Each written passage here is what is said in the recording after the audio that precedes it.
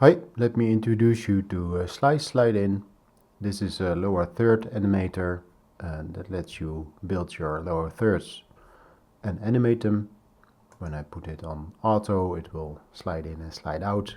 It has a few options for animation, so you can choose the angles from which it will slide in. You can auto slide in and out. You can reverse the motion or let it move through. In the auto mode there are a few duration times. These will work in seconds when they're second mode or in BPM when they're on BPM mode. Beneath here there are a few animation curves. Keep in mind that the back, exponential and elastic are quite fast, so sometimes you need to lengthen duration time to get nice animation. Let me pause this for a moment and then we can have a look at the video tab. So you can slide your video inside the slice. And this has a few modes. So in the mirror mode it will mirror itself. Keep in mind that text will be upside down or sideways. Or you can use a discard, then it will crop. This uses the alpha, so if it's in video alpha it will discard, but when it's in solid it will add a solid background and you can choose that background color. Then there is the texture fit. Let me add an additional slice so we can see better what's happening. When the texture fit is at a -1 it will become a crop. So there's no scaling done on the video. When it's at 0, it's centered, so it's a fit. And when it's at 1, it's more of a fill. So the edges will scale to the size of the slice.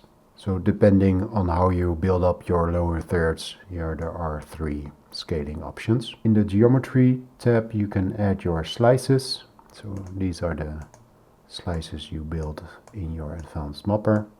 You can change the corners, so round or angle. You can select all the corner modes.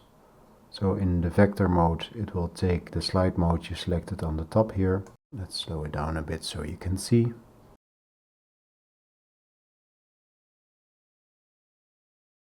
And you can select a fixed side for the corners.